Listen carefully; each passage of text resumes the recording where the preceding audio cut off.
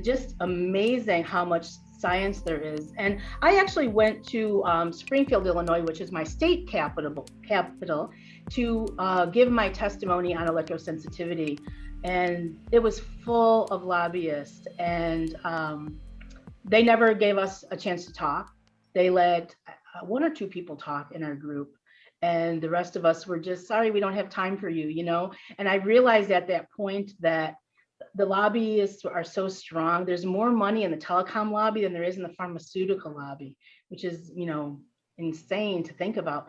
But, you know, they have an agenda to get this technology rolled out, and they really, sadly, don't care about the health effects. In fact, in some areas, you know, I've gone to a lot of meetings in different communities, and you're not allowed to bring up health effects. The government, like the mayors and the city council people, aren't allowed to talk about health effects.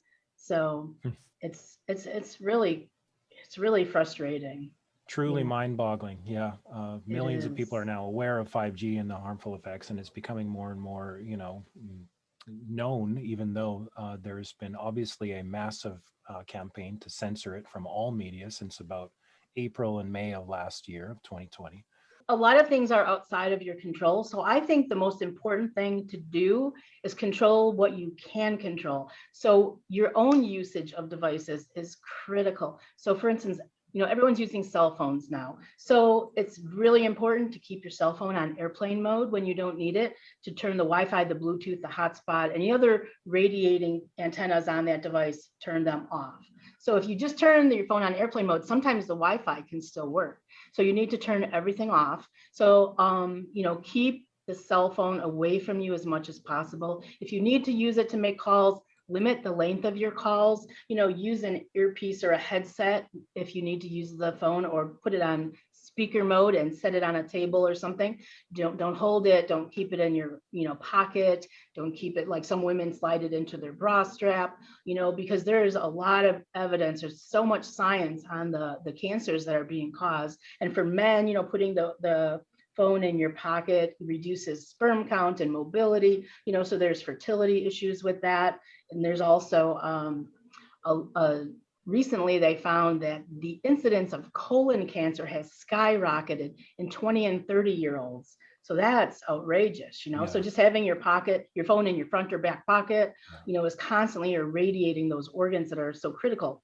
What So about location services on a cell phone? You mentioned airplane mode, Wi-Fi off, Bluetooth off. What about location yeah, services? you want to keep your location services off as well. For And surveillance now, purposes as well as health reasons, right? absolutely, exactly. And you know what's important to note is that many apps, when you click accept the terms, when you install it, you're agreeing to allow them to turn on your location services and turn on your antennas at their will. So even sometimes if you turn them off, if you're using an app, the app can turn them back on. So it's important to check them periodically to make sure that they're still off.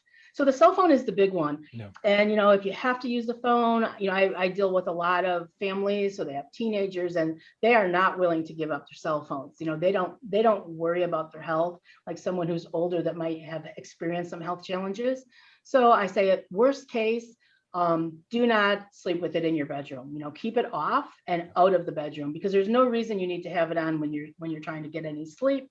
You know, you have the blue light issue, and aside from all of the radiation. So the cell phone is the easiest thing that we Yeah. can regulate on our own. What about the number of bars? You know, bars of connectivity, 1, 2, 3, 4. Most people have like up to 4. Yes. What can you share about that? Well, the lower the fewer bars you have, the harder your phone is working. So if you're in an area where you don't have really good coverage, chances are you're being more irradiated than if you're in an area where you have 4 or 5 bars. So that's important to note. You know, some people say, oh, well, I don't have really good service, so I'm not really being harmed. But actually their phone is searching. It's a two-way mechanism. So not only is the tower, you know, searching for phones, but the phone is searching for towers and things to connect to. So when you have fewer bars, that can often mean more radiation for you. So the cell phone is a big one. The Wi-Fi network in your home is a big one. So if you can't turn it off, you know, I suggest hardwiring. I had everything in my house hardwired. I even use, this is kind of funny, a wired mouse with the old ball, the roller ball in it. So I mean, that's a real old one. You know, and I actually go out and search for these and buy new ones that I really like, retro computer equipment, but wired keyboards, wired mouse, wired internet with an Ethernet cord. One of the things that I found also is I have a Comcast as my internet service. So I went online and I shut off my router. But then I turned on my meter and I still had a lot of radiation coming from my Wi-Fi router. So I called them and they said, well, they still output in case you're trying to connect with your phone to turn it back on. So my router was outputting just as much off as it was on. Yeah. So I unfortunately wasn't able to get a router that didn't output. They are available, but I just shielded it. I have multiple layers of shielding on my Wi-Fi routers. And people can get those bags that go over the router, right? That capture 99+% of the wireless output. While at the same time plugging in the Ethernet wire or using something like Mocha 2 wired technologies, or basically hard wiring. But what about people with laptops that there's no Ethernet port? There's adapters, right? What do you suggest? Yeah, actually, I have an adapter right here. This is a simple USB to Ethernet adapter. And these are like $8 or $9. So you plug in an Ethernet cord here, and then you just plug this into your USB port. So I know there are some computers, I think some Apple products are a little more difficult to hardwire, but yeah, I keep this here so anyone else who wants to plug in their computer that doesn't have an Ethernet port can use this.